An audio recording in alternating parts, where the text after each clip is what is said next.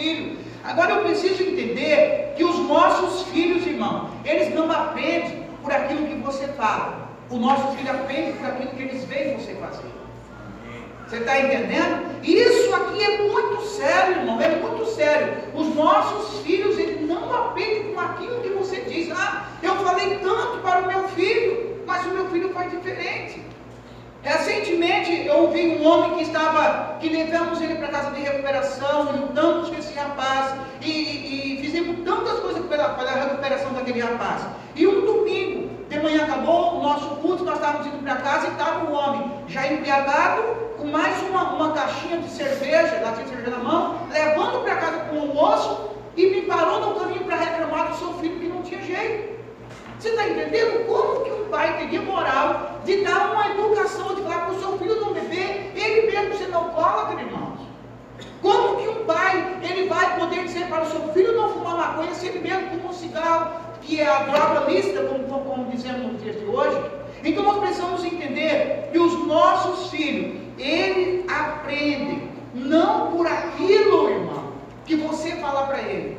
Um dia, um dos maiores exemplos que eu vivi isso aí, foi um dia que uma moça, ela estava revoltada com um pai alcoólatra, um pai completamente longe dos caminhos de Deus, e ela saiu de casa e os pais dela pediu que eu fosse aconselhar, estavam morando numa pensão. E ali aquela menina, ela ficou, parece que estava endemoniada. Porque o meu pai isso, porque o meu pai aquilo outro, porque o meu pai bebe, porque o meu pai, porque meu pai, porque meu pai. E eu olhei para o olho dela e falei o seguinte assim: olha, querida, você odeia tanto e reprova tanto seu pai, só que você está repetindo exatamente aquilo que seu pai é. Ela só não pulou em mim por causa que ela era pequenininha e ficou com medo. Mas, gente, as pessoas, elas repetem aquilo que ela reprova nos seus próprios pais, sabe disso? É impressionante isso. O homem ou a mulher que vive em um lar desestruturado, quando eles casam, ele repete a mesma coisa, aquilo que ele reprovava nos seus pais, porque ele aprende pelo exemplo, aquilo que ele vê no seu dia a dia. E nós precisamos, como homens e como mulheres de Deus, na geração de hoje, irmão, pararmos de colocar desculpa nos nossos pais. Ah, porque o meu pai não me ensinou, porque a minha mãe não me ensinou, porque a minha mãe não fez isso, porque o meu pai me abandonou. Gente, nós temos que mudar de atitude, de mudança. Essa semana eu conversava com um rapaz da casa de recuperação. Ele dizia o seguinte assim para mim, assim, ó: o meu pai morreu quando eu tinha 6 anos de idade, hoje esse rapaz tem 18 anos, completamente no mundo das drogas, certo? E hoje na nossa casa de recuperação ele diz assim, olha, ele diz assim, ele falou para mim: a coisa mais linda que eu acho, pastor, eu vejo você conversando com a sua mãe. Minha mãe tem 85 anos de idade hoje, o carinho que a minha mãe tem por nós.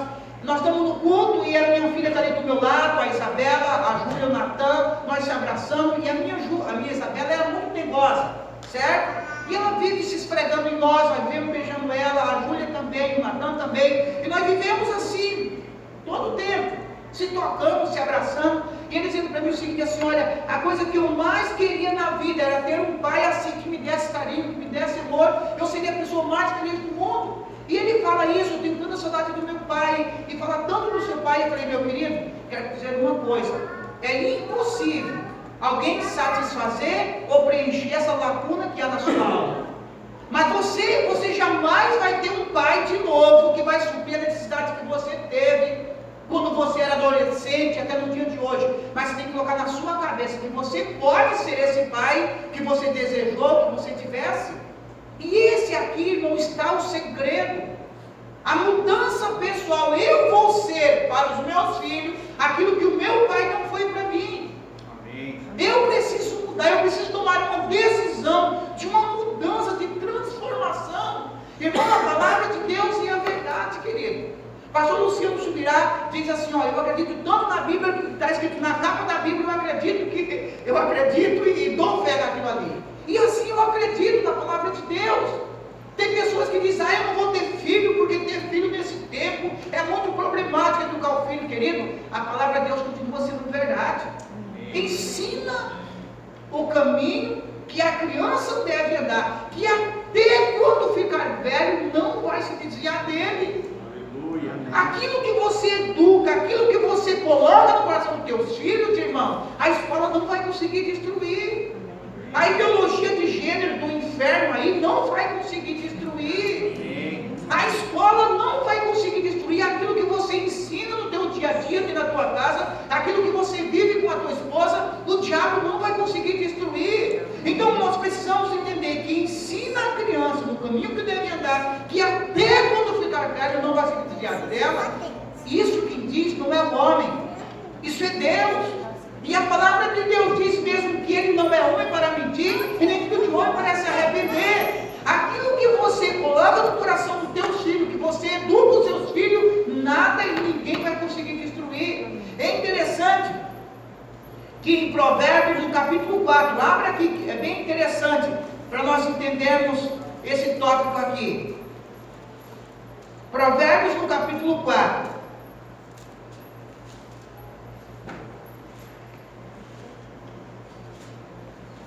Provérbios, no capítulo 4. Diz assim, ó, Salomão escreve. Provérbios 4, versículo 3. Diz assim: quando eu era menino, ainda muito pequeno, filho único de meu pai, e muito especial para minha mãe, o meu querido pai me ensinava, dizendo: retém em teu coração as minhas palavras, obedece às minhas ordenanças e viverás feliz. Está falando a respeito de Davi. Salomão falando a respeito de Davi. Davi estava para Salomão: busca a sabedoria, procura obter entendimento, e não te esqueça das palavras da minha boca, tampouco dela te apartes.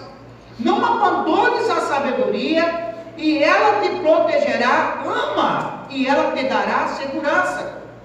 Salomão, quando era criança, Davi já era um senhor, e Davi pegava Salomão e dizia: Salomão, meu filho, se você quer ser feliz sobre a face da terra, você quer ser um bom rei, você quer ser um bom pai, você quer ser uma pessoa de influência na sociedade, meu filho, não despreze a disciplina. Meu filho, ame a sabedoria, busque a sabedoria. Não se afaste desse ensinamento. E Davi, a palavra de Deus diz aqui, que Salomão dá o testemunho pessoal dele, dizendo o seguinte: o meu pai sempre me falava isso. Perceba-se uma coisa. Então Salomão, ele cresceu sendo alimentado, corrigido e ensinado pelo seu pai a buscar a sabedoria. Quando Salomão ficou diante da maior oportunidade que Salomão teve na vida dele, que foi o quê? Que ouviu a voz de Deus. Quando Salomão estava ali, e o Senhor entra para Salomão, e o Senhor diz: Salomão, escuta, pede-me o que tu quiseres que eu vou te dar. O que você quer, Salomão? O que Salomão lembrou, irmão? Salomão não lembrou de riqueza, Salomão não lembrou de um grande exército, Salomão não lembrou da mulher mais bela, Salomão lembrou do ensinamento do seu pai, lá que atrás, quando ele era criança, agora ele já era jovem e adulto. Salomão lembra rapidamente: o que meu pai me ensinou?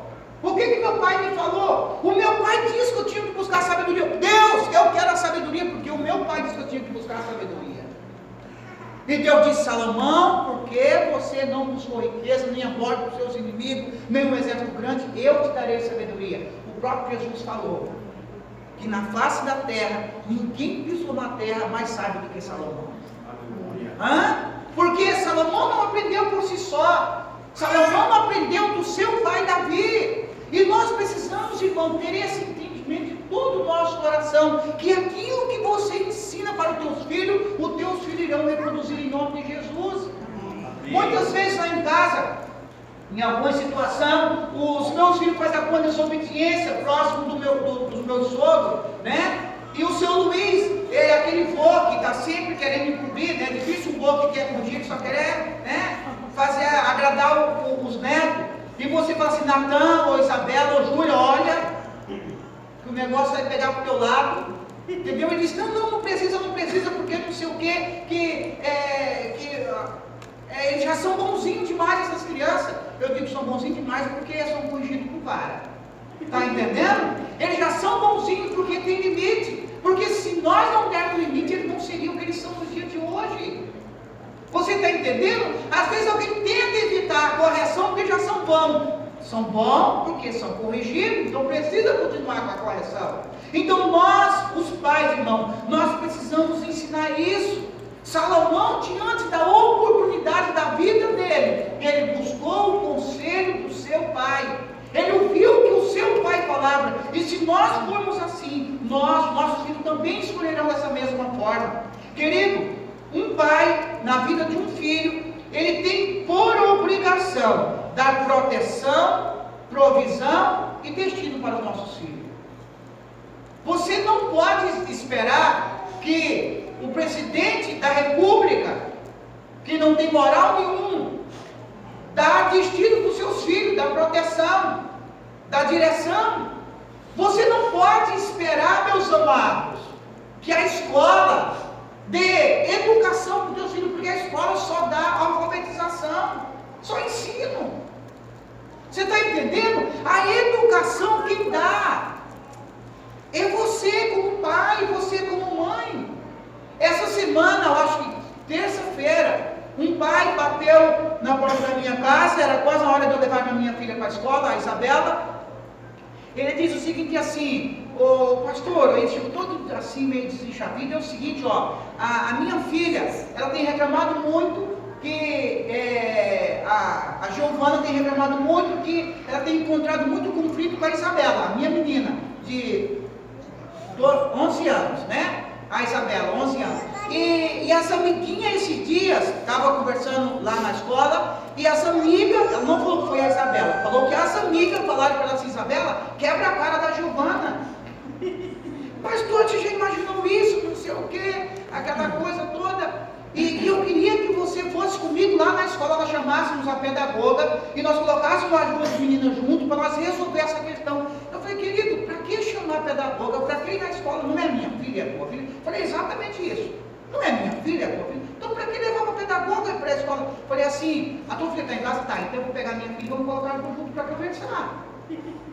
Não, mas já está na hora de vai ir para a escola. Eu falei: beleza, se chegar atrasada, eu e você vamos levar lá e vamos botar nossas filhas para conversar. Vamos ver o que está acontecendo com elas.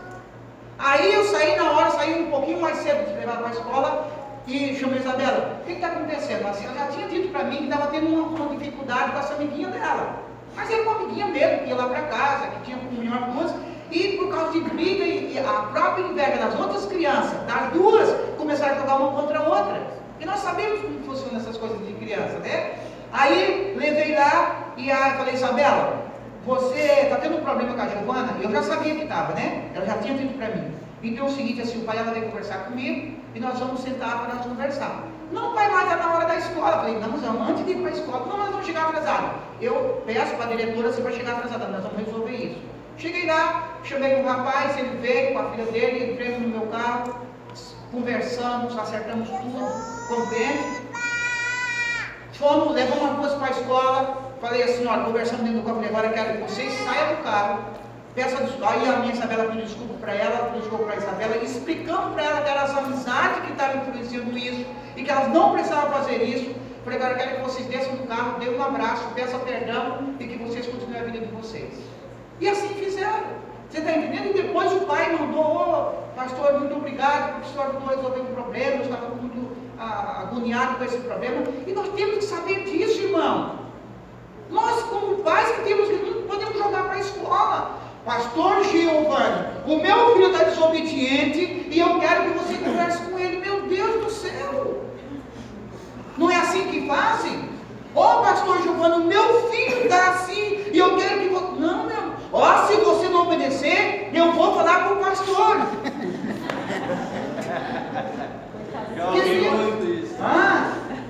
Queridos, o pastor, sabe, eu digo o seguinte assim, ó, quando alguém vem dizer para mim, eu digo assim: meu irmão, você já conversou com seu filho?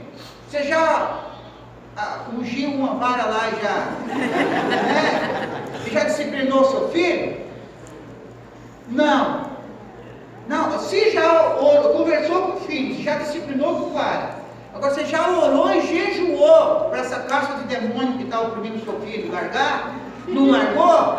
Tá, então agora eu vou orar por ele. Mas enquanto que você não corrigir, enquanto que você não orar, Enquanto que você não ser o pai que você deveria ser dentro da sua casa, não adianta vir falar comigo que eu não vou resolver, gente.